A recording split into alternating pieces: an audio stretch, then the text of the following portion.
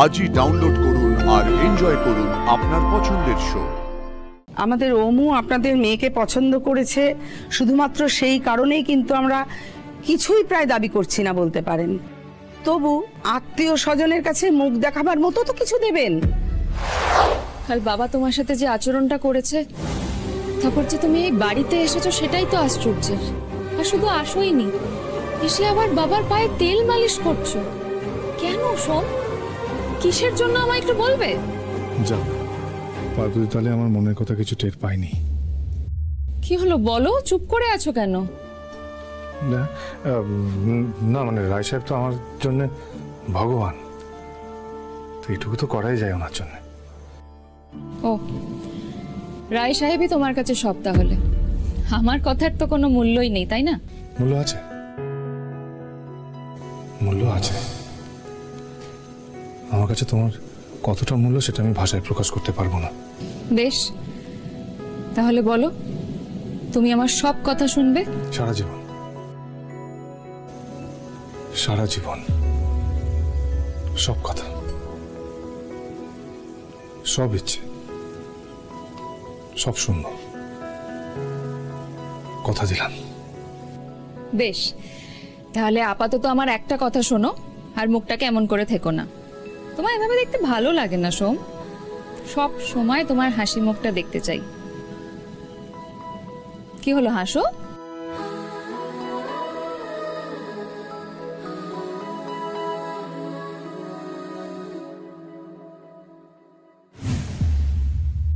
হ্যাঁ হ্যাঁ বলো কাকা।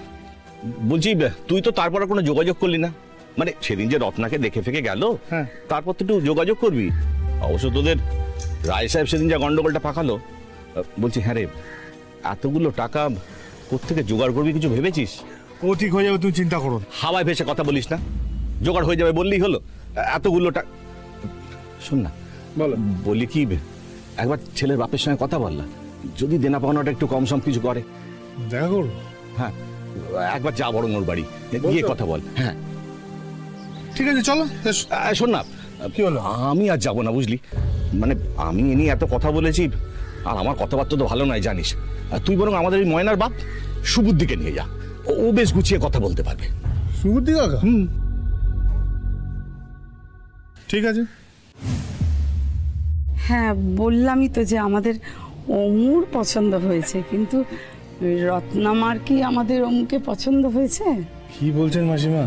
অমরানের মতো ছেলে, এত ভালো সুপাত্র আর কোথায় পাবো?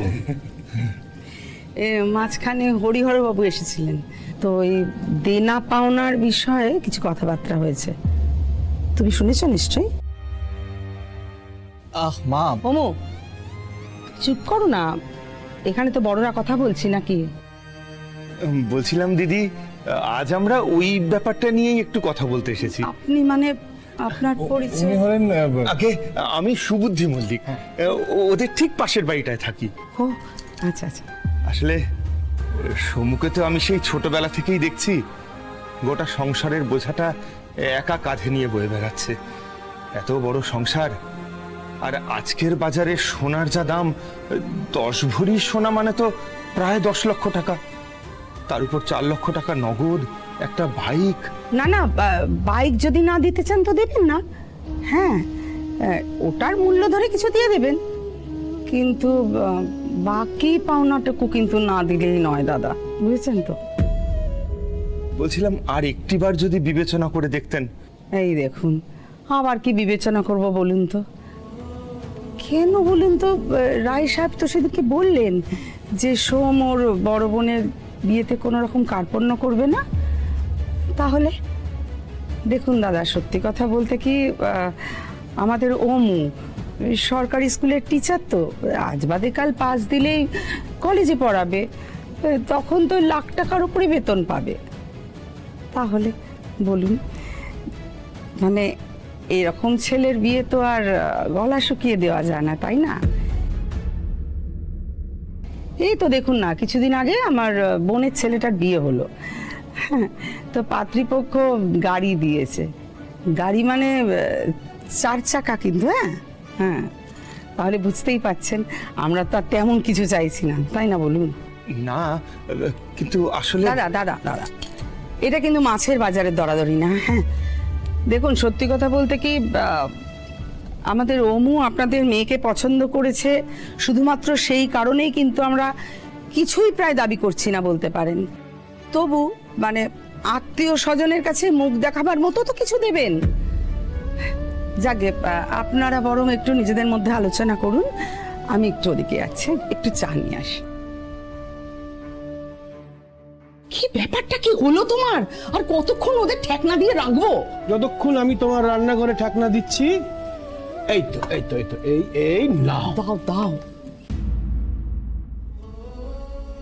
চা নিয়ে এসছি। নমস্কার। আপনারা ভালো আছেন তো? বসুন বসুন বসুন। বাবা আবার আপনি কেন? আপনি মেশামশাই আমাকে তুমি বলেই সম্বোধন করুন। বেশ বেশ, তাই বলবো। আমরা ওনার সঙ্গে ওই দেনা পাওনার ব্যাপারটা নিয়ে একটু কথা বলছিলাম, যদি কিছু কম করা যায়।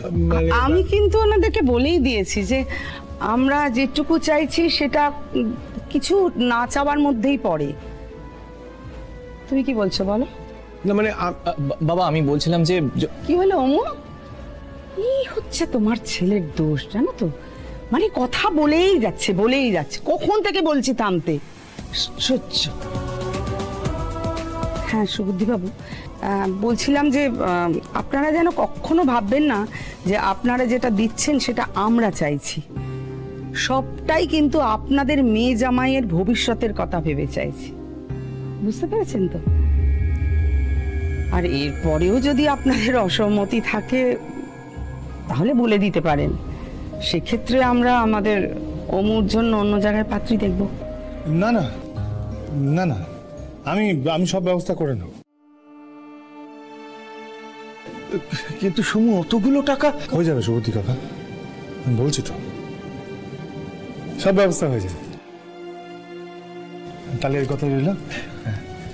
আসছি মাসিমা, আসছি। আসি। হ্যাঁ চল চল। হ্যাঁ চলো সুবুদ্ধি কাকা, সাবধানে। হ্যাঁ। এটা তুই কি করলি বলতো সোম?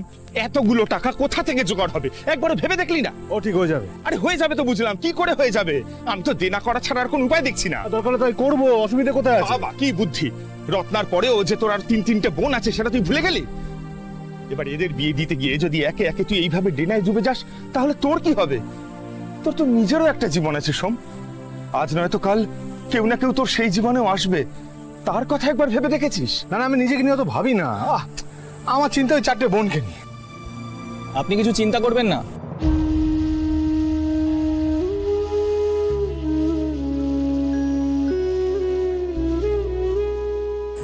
কি তুমি এখানে?